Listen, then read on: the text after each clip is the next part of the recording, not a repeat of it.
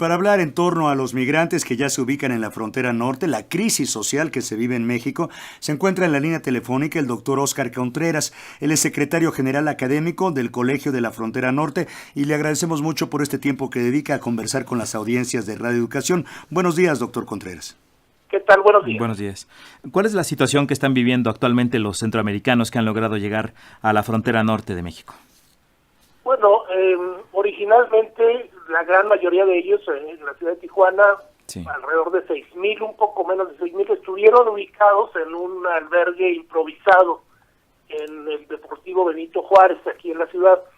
Y la verdad es que durante un par de semanas estuvieron en condiciones muy, digamos, en una situación de hacinamiento, falta de higiene, falta de servicios, una condición muy precaria.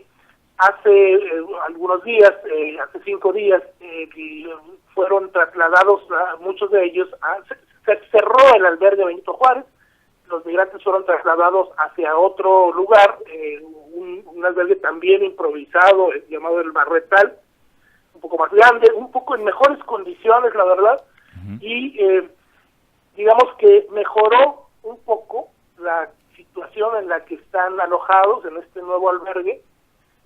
Sin embargo, bueno, sigue habiendo muchas necesidades, sigue habiendo gente enferma, sigue, digamos, existiendo precariedad en sus condiciones, aunque la verdad, digamos, yo destacaría 2 cosas. Uno, las condiciones del nuevo albergue son mejores, y 2, hay un poco mayor coordinación entre las autoridades, que al principio fue realmente pues casi nula, diríamos, ¿no?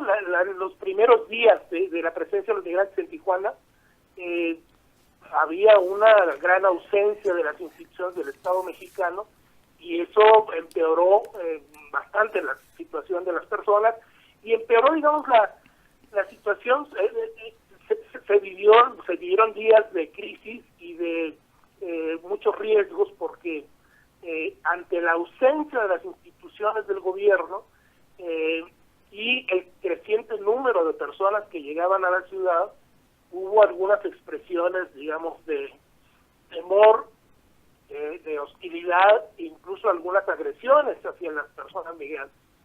Esto, digamos que mejoró con el paso de los días en los 2 sentidos: las condiciones en que están viviendo las personas y la presencia de las instituciones y su coordinación. Digamos que esa parte mejoró notablemente con el paso de los días. Claro. Tenemos entendido, doctor Contreras, que hay una investigación que se llama Diagnóstico y Propuestas de Acción de la Migración Centroamericana. ¿Nos podría hablar un poco en torno a esto? Sí, bueno, en el Colegio de la Frontera hicimos una encuesta. Hemos estado, digamos, desde los primeros días dando un seguimiento a este fenómeno, con recorridos, observaciones, entrevistas, y levantamos una encuesta. La primera de ellas, porque es una serie, vamos a dar seguimiento a través de levantamientos de encuesta, y la primera de ellos la hicimos el día 22 de noviembre, la segunda la haremos la próxima semana, y la tercera probablemente a inicios de enero, de manera que podamos tener un seguimiento a lo largo del tiempo sobre las características de las personas que llegaron y, bueno, algunas de sus necesidades y expectativas. Lo que pudiera comentarles, digamos, que me parece destacado de esta primera intervención que hicimos, levantamos 1,037 entrevistas con personas migrantes, y pues algún par de datos que me parecen destacados. Uno de ellos es que la mitad, más del 50%, son hombres jóvenes, digamos, de 29 años o menos, y el resto, bueno, son personas de otras edades.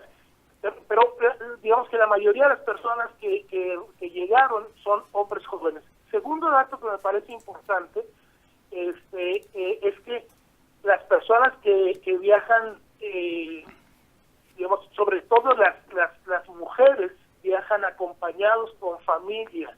Los hombres en su mayoría son hombres que viajan solos, pero las mujeres que integran la caravana viajan con familia, ya sea con pareja o con otros integrantes de la familia, ¿no? Muchos de ellos niños. Segundo dato importante, Al contrario de la imagen que se ha transmitido en algunos medios o que algunas personas transmiten, se trata de personas que tienen alguna experiencia de trabajo. Incluso hay un grupo importante, alrededor del 20% de los integrantes de la caravana, que son trabajadores con cierto nivel de calificación, incluyendo grupos de profesionales y de técnicos. Un 20% en conjunto son profesionales, técnicos y trabajadores calificados. Esto es importante por el siguiente dato que voy a comentar. Al principio, la enorme mayoría de ellos expresaba que su interés era cruzar a los Estados Unidos. Y aunque un 50%, un poco más del 50%, decían simplemente cruzar a Estados Unidos sin especificar muy bien por qué día, es probable que ni siquiera lo tuviesen muy claro, pero intención de cruzar a los Estados Unidos. 20% decía que querían asilo y otros, bueno, no sabían muy bien, pero su plan, cruzar a Estados Unidos. Conforme pasa el tiempo, al paso de los días, se ha ido diluyendo la idea de que pueden cruzar a Estados Unidos. Ya, digamos, se mostró que la realidad es mucho más compleja, que no es tan sencillo. Al parecer, pues, la expectativa inicial era que una vez llegando a Tijuana, el resto era mucho más fácil. Pues no, se enfrentaron con el muro, se enfrentaron con el gobierno de Estados Unidos, y se ha ido disipando esta idea de cruzar de manera fácil. Entonces, a lo que me refiero es, el día 22 de noviembre, un 20% de las personas ya decían que su intención era quedarse en la ciudad de Tijuana. En el segundo levantamiento que haremos la próxima semana, nuestra hipótesis, y es, digamos, algo de sentido común, es que muchas más personas van a haber cambiado su expectativa y van a querer quedarse en Tijuana. A lo que vamos es que es muy probable, altamente probable, que una enorme cantidad de personas, relativamente, es decir, considerando el número total de personas centroamericanas que llegaron en esta ola, muchos de ellos van a quedarse en la ciudad de Tijuana. Conforme pasen las semanas, vamos a ir viendo que un mayor número de personas o ya decidieron quedarse o lo están considerando de manera más clara, o a final de cuentas, por alguna u otra razón, van a quedarse. Bueno, quienes logren cruzar a Estados Unidos van a ser la minoría, quienes logren el asilo en los Estados Unidos van a ser una fracción de los que llegaron, y entonces el punto es que la ciudad de Tijuana va a recibir de manera permanente o por mucho tiempo al menos a un número de personas indefinido, pero que andan en el orden de varios mil. Claro. Doctor, pues estaremos pendientes de este éxodo y la situación de crisis que ha generado en la frontera. Gracias por estas palabras y por la información en torno a lo que el Colegio de la Frontera Norte ha detectado conforme a este asunto va avanzando. Doctor Óscar Contreras, agradecemos mucho esta entrevista. Buenos días. Al contrario, buenos días. Hasta luego.